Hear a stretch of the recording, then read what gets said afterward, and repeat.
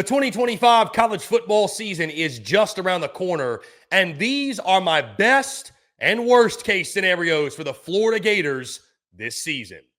Hello, everyone. I'm Chris Phillips of SEC Unfiltered. Appreciate each and every single one of you tuning in. As always, make sure you like, subscribe, turn on notifications. Check us out via podcast, where we get your podcasts. You can also find us across all social media platforms, as well as our website, secunfiltered.com. And as always, we're powered by our friends over at FANDUEL. Visit FANDUEL.com/SECU to get $250 in bonus bets when you win your first $5 bet. Once again, that's FANDUEL.com/SECU to get $250 in bonus bets today. There's high hopes for the Gators in 2025, and it all starts under center with DJ Lagway leading the way. Florida looks to punch their ticket to the college football playoff this fall.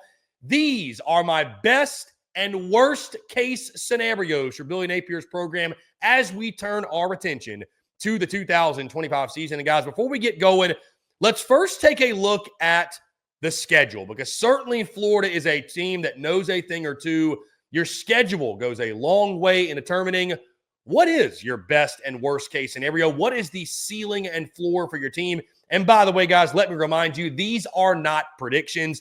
This simply is my ceiling and floor for the Florida Gators in the upcoming 2025 college football season. And guys, as we look at the schedule, right, that was the talk of the offseason last year. Florida's schedule. How was Billy Napier going to survive it? He's a dead man walking. There's no way that he can navigate through that schedule. Well, let's take a look at this. When you open up with Long Island in non-conference play on your home field, you then get South Florida in week 2. Little fun interstate battle, if you will, with the Bulls coming to the Swamp. Things get very real very quickly in SEC play, because week 3 and your conference opener, you travel to Baton Rouge to take on the LSU Tigers in a night game at Death Valley. Then the following week, you go to Miami. So again, things get real very, very quickly after 2 what feels like kind of layups in non-conference play. Then you jump back into SEC play, guys. After a bye week, you take on the Texas Longhorns at home. Then you travel to College Station to take on Texas A&M, then Mississippi State. Then after the bye week, you get Georgia and the world's largest outdoor cocktail party down in Jacksonville. Then it's at Kentucky, at Ole Miss, Tennessee at home, before finally closing out at home against your rival Florida State. Guys, once again, and listen, I thought Billy Napier at SEC Media Days did a great job in regards to saying, listen, people want to talk about our schedule. Just like last year, there's going to be teams that, are much better than you think. There's going to be teams that aren't so good and won't be as good as you think. Like, that's how it typically plays out. You can get lost in the logos when you look at certain schedules, and Florida is certainly that way. Heck, look back at last year. Like I said, look back at last year. We got lost in the logos, and I mean, who knew? Who knew Florida would beat an Ole Miss team that underachieved, an LSU team that underachieved, a Florida State team that was absolutely god-awful, right? Like, who would have thought that? So I respect where Billy is coming from. That being said, this is still one of the most difficult schedules in all of college football. I mean, it's ranked, I believe, number 1 in the SEC. I mean, road trips to LSU, A&M, Jacksonville for the Georgia game, and at Ole Miss are daunting. You then got to go to Miami as well in non-conference play. And then at the Swamp, you get Texas. Mississippi State will be a cakewalk, obviously. Tennessee and Florida State. So, I mean, it is a really, really difficult schedule from top to bottom.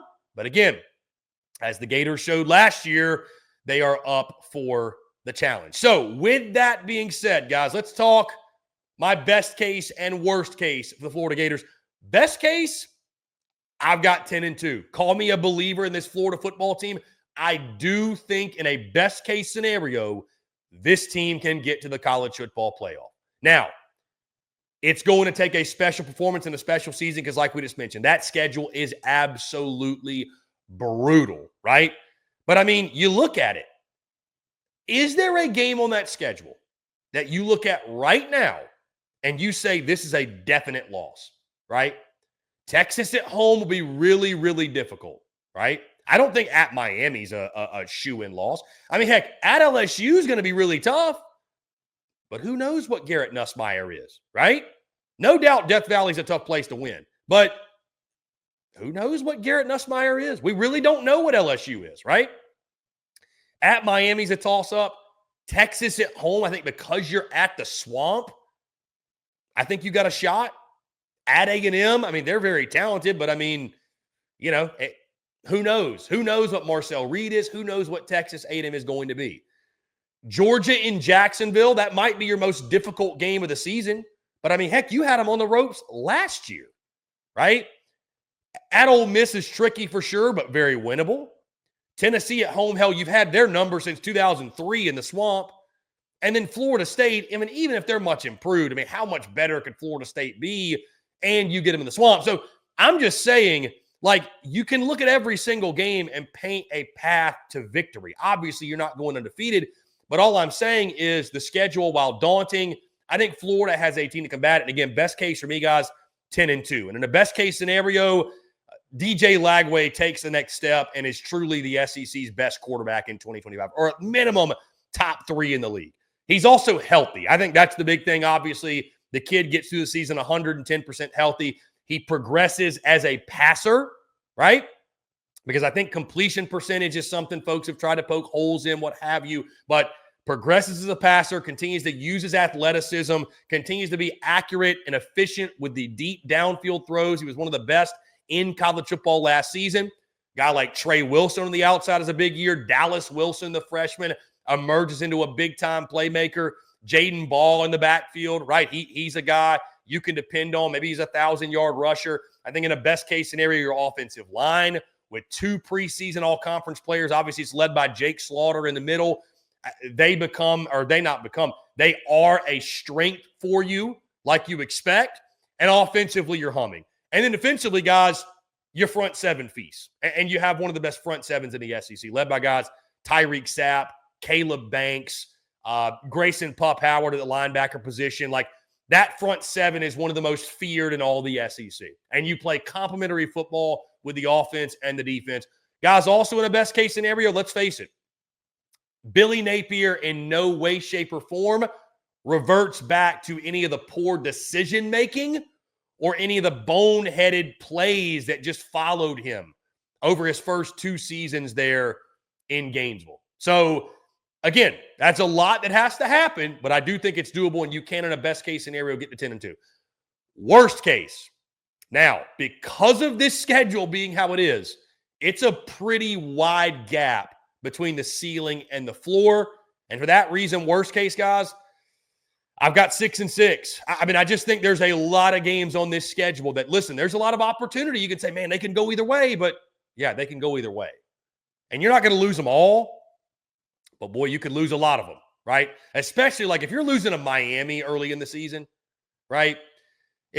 If you're losing that Miami game in non-conference play, and then to get to 6-6, you got to go 3-5 in SEC play. I mean, there's a real path, guys, where 6-6 could happen. Heck, what if Florida State really is that much better, right? What if, you lose to Texas, you lose to Georgia, you got to go to A&M. What if you lose that one? You lose at LSU. Like, all of a sudden, the losses start adding up a little bit. If DJ Lagway's injury is still lingering, if Dallas Wilson doesn't emerge as a freshman like we think, and it's all on Trey Wilson, and he doesn't have the type of year you need.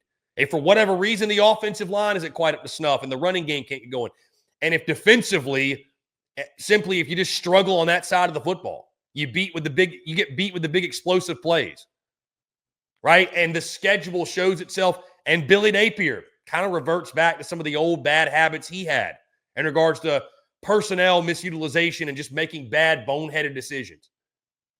I think it's a schedule that could really, really punish you, could really pick on you. It is a schedule that will be very, very unforgiving if Florida is not playing high-quality football. So, worst case, guys, I think 6-6 could happen. Again, these are not predictions. It's just my ceiling and floor. It's just my ceiling and floor for the Gators. It's going to be an interesting year down in Gainesville. Again, the expectations are high. Billy Napier safe for now. That seat can get warm really, really quickly, especially if Florida struggles early on. So, guys, again, best case for the Gators, I got 10-2. Worst case, I've got 6-6. What's your best case, worst case scenarios for Florida football entering the 2025 college football season? Guys, that's going to do all for me. Appreciate each and every single one of you tuning in. As always, before we get out of here, I do want to tell you about our friends over at FanDuel, because as always, we're brought to you by our friends at FanDuel. Guys, FanDuel Sportsbook is here to help you make every moment more. The app is safe, secure, and super easy to use. If you already have an account, FanDuel Sportsbook offers great promotions every day to all users with things like Profit Boost tokens, new features like Parlay Hub, build your own same-game parlay, or choose from one of the popular SGPs already made for you in the Parlay Hub. If you haven't signed up yet, go to FanDuel.com/SECU to learn more. That's FanDuel.com/SECU, and get into the action with offers you won't want to miss, like our $250 deposit bonus when you win your first $5 bet. That's when you sign up over at FanDuel.com/SECU to get that $250 deposit bonus today. Guys, once again, appreciate each and every single one of you tuning in. As always, make sure you like, subscribe, turn on notifications. Check us out via podcast, where we get your podcast. You can also find us across all social media platforms, as well as our website, SECUnfiltered.com. Till next time, I'm Chris Phillips of SEC Unfiltered. Appreciate each and every single one of you tuning in, and we will catch you on the other side.